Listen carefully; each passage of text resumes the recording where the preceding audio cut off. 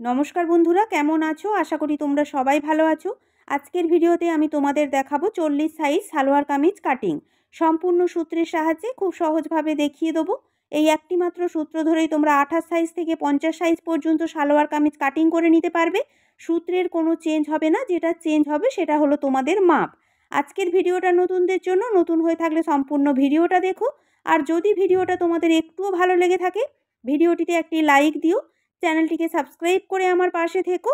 চলো তাহলে দেখে নিই। দেখো তাহলে কাপড়টাকে এখানে আমি 4 ভাঁজে ভাঁজ করে নিয়েছি। দুটো পার্ট আমার একসাথে বেরিয়ে যাবে। আমার সাইডে জোড়া সাইড রয়েছে, অপর সাইডে রয়েছে খোলা সাইড। প্রথমে নিয়ে নেব সালোয়ার কামিজের ঝুলের মাপ। সালোয়ার কামিজের ঝুলের যা মাপ থাকবে তার সাথে 2 ইঞ্চি প্লাস করে কিন্তু এখানে ঝুলের মাপটা নিতে হবে। বুঝতে পেরেছো? এখানে আমার সম্পূর্ণ কাপড় চলে এসেছে, তাই আমি এখানে সম্পূর্ণটা নিয়ে নিচ্ছি।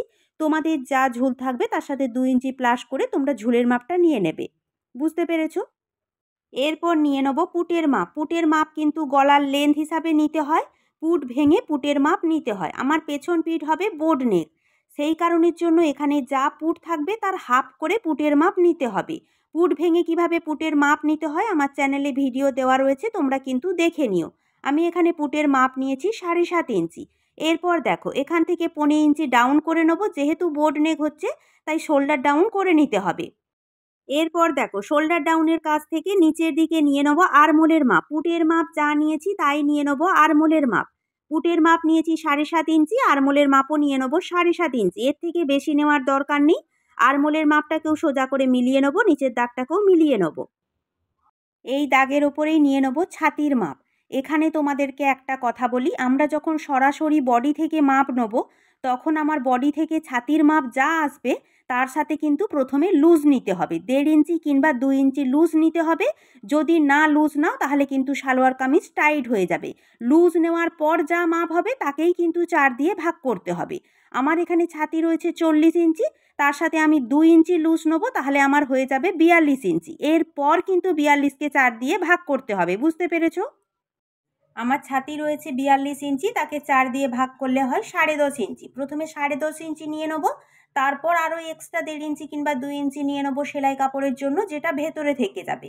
বুঝতে পেরেছো? ছাতিতে প্রথমে লুজ নেবে, নেওয়ার পর তাকে 4 দিয়ে ভাগ করে তারপর এক্সট্রা কাপড় নেবে। এটাই কিন্তু সূত্র, সব সাইজের জন্য এইভাবে মাপটা নিয়ে নেবে।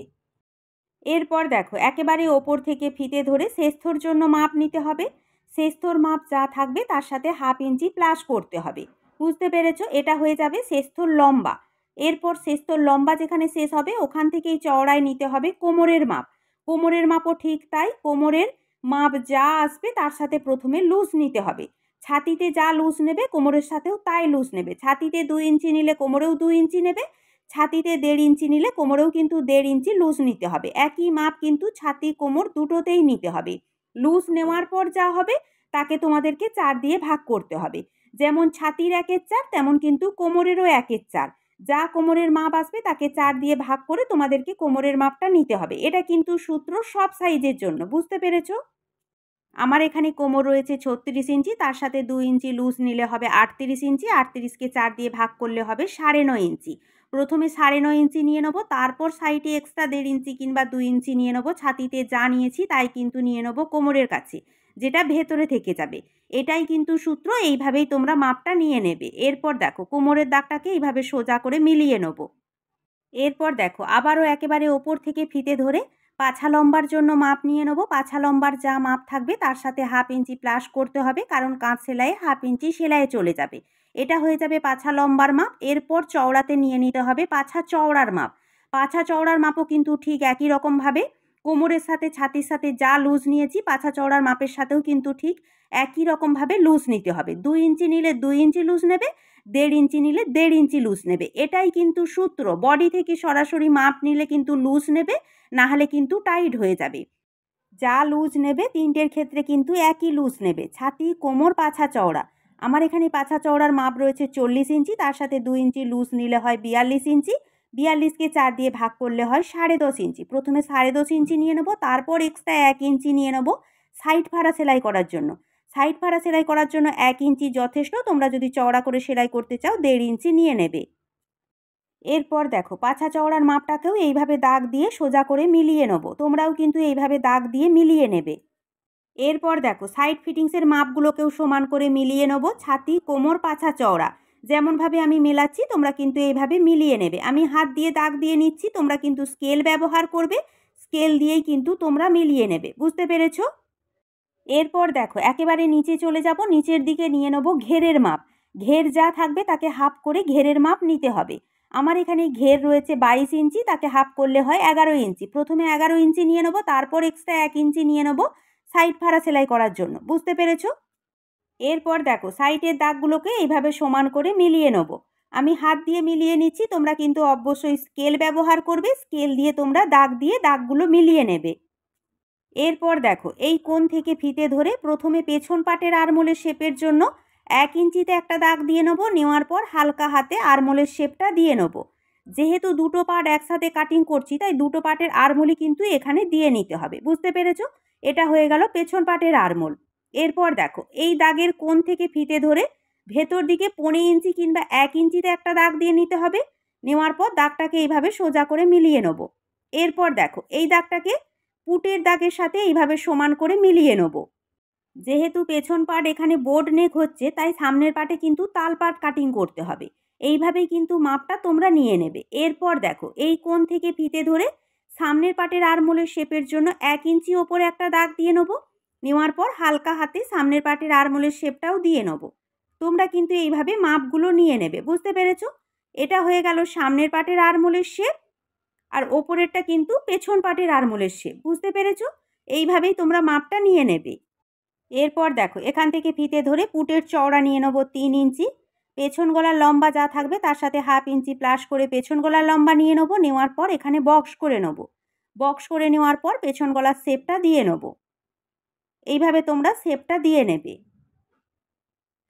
এরপর সামনের গলার লম্বা নিয়ে নেব। সামনের গলার লম্বাও যা থাকবে তার সাথে হাফ ইঞ্চি প্লাস করবে, কারণ কাঁচ সেলাইয়ে হাফ ইঞ্চি সেলাই চলে যাবে। বুঝতে পেরেছো? এরপর দেখো এখানেও একটা বক্স করে নেব।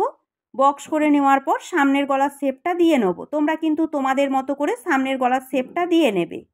আমার এখানে সামনের গলা চৌকো হবে তাই চৌকো শেপের শেপটা আমি এখানে দিয়ে নিচ্ছি। বুঝতে পেরেছো? এরপর দেখো পুটের কাছে যে শোল্ডার ডাউন করেছিলাম, শোল্ডার ডাউনের দাগটাকেও এইভাবে তেরচা করে মিলিয়ে নেব। তোমরা কিন্তু এইভাবে দাগটা মিলিয়ে নেবে। চলো তাহলে সম্পূর্ণ ড্রয়িং কিন্তু আমার কমপ্লিট হয়ে গেছে। এরপর ড্রয়িং বরাবর কাটিংটা করে নেব। দেখো তাহলে কাটিংটা করে নিয়েছি। পেছন পাটের আরমোলের শেপ এবং পেছন গলা হিসেবেই কিন্তু কামিজটা কাটিং করেছি। এরপর যেটা করতে হবে, পেছন পাটটা আমাদেরকে ভেতর থেকে নিয়ে সরিয়ে নিতে হবে। দেখো পেছন পাটটা তোমরা এইভাবে সরিয়ে নেবে। নেওয়ার পর সামনের পাটটাকে সমান করে নিতে হবে। নেওয়ার পর সামনের পাটের আমাদের আরমোলের শেপ এবং সামনের গলা এই দুটো কিন্তু আমাদেরকে কাটিং করে নিতে হবে। চলো কাটিংটা করে নিই। দেখো তাহলে সামনের গলা আর সামনের পাটের আরমোলের শেপ কাটিং করে নিয়েছি। প্রথমে বলেছিল সামনের গলা চৌকো হবে, তারপরে বলল পানের মতো হবে, তাই পানের মতো কাটিং করে নিয়েছি। দুটো পাট কাটিং করা কমপ্লিট। এরপর হাতাটা কাটিং করে নেব। দেখো তাহলে হাতা কাটিং করার জন্য কাপড়টাকে 4 ভাঁজে ভাঁজ করে নিয়েছি। আমার সাইডে জোড়া সাইড রয়েছে, অপর সাইডে রয়েছে খোলা সাইড। প্রথমে নিয়ে নেব হাতার ঝুলের মাপ। হাতার ঝুলের যা মাপ থাকবে তার সাথে 2 ইঞ্চি প্লাস করতে হবে। আর যদি মুহুরির দিকে লেস বা পাইপিং লাগাও তাহলে 1 ইঞ্চি প্লাস করে হাতার ঝুলের মাপটা নিয়ে নেবে। এরপর দাগটাকে সোজা করে মিলিয়ে নেব। এরপর দেখো ওপর থেকে নিচের দিকে নিয়ে নেব 3 ইঞ্চি। নেওয়ার পর দাগটাকেও সোজা করে মিলিয়ে নেব। হাতা কিভাবে কাটিং করতে হয় আমার কিন্তু ডিটেলসে ভিডিও দেওয়া রয়েছে, তোমরা কিন্তু দেখে নিও। এরপর দেখো ওই দাগের ওপরেই নিতে হবে চওড়ার মাপ। তার জন্য দেখো সালোয়ার কামিজটা নিয়ে নিতে হবে। সালোয়ার কামিজের আরমোলের মাপ নিতে হবে। দেখো পুটের কাছ থেকে ফিতে ধরে ফিটিংস লাইন পর্যন্ত এইভাবে মাপটা নিয়ে নেবে। এখানে যা মাপ আসবে এটাই হয়ে যাবে হাতার চওড়ার মাপ। এরপর তোমরা সাইডে আরও 1.5 ইঞ্চি কিংবা 2 ইঞ্চি নিয়ে নেবে সেলাই কাপড়ের জন্য, যেটা তোমরা বডি পার্টের সাথে নিয়েছিলে। বুঝতে পেরেছো? এইভাবেই কিন্তু মাপটা নিতে হয়। এরপর নিয়ে নেব হাতার মুহুরির মাপ। হাতার মুহুরি যা থাকবে তাকে হাফ করে মুহুরির মাপ নিয়ে নেবে। তারপর সাইডে 1.5 ইঞ্চি কিংবা 2 ইঞ্চি নিয়ে নেবে সেলাই কাপড়, যেটা ভেতরে থেকে যাবে। এরপর দাগ দুটো সমান করে মিলিয়ে নেব। বন্ধুরা আমার ভিডিওগুলো তোমাদের কেমন লাগছে অবশ্যই কমেন্ট বক্সে জানিও। আর যদি ভিডিও ভালো লেগে থাকে অবশ্যই ভিডিওটিতে একটি লাইক দিও। এরপর দেখো এই ধার থেকে ফিতে ধরে ভেতর দিকে 1.5 ইঞ্চিতে একটা দাগ দিয়ে নেব। নেওয়ার পর হালকা হাতে হাতার শেপটা দিয়ে নেব। তোমাদের একটি লাইক এবং কমেন্ট আমাদের কাছে কিন্তু অনেক মূল্যবান। এরপর দেখো হাতার শেপের মিডিলে ফিতে ধরে ভেতর দিকে 1/2 ইঞ্চিতে একটা দাগ দিয়ে নেবো। নেওয়ার পর হাতার তালপাটের শেপটাও দিয়ে নেবো। হাতার ড্রয়িং কমপ্লিট। এরপর হাতাটা কাটিং করে নেবো। দেখো তাহলে হাতাটা কাটিং করে নিয়েছি। সম্পূর্ণ সালোয়ার কামিজ আমার কাটিং করা কমপ্লিট হয়ে গেছে। যতটা পেরেছি সহজভাবে দেখানোর চেষ্টা করেছি। যদি আমার ভিডিওটা তোমাদের একটুও ভালো লেগে থাকে তাহলে অবশ্যই ভিডিওটিতে লাইক দিয়ে চ্যানেলটিকে সাবস্ক্রাইব করে আমার পাশে থেকো। নমস্কার।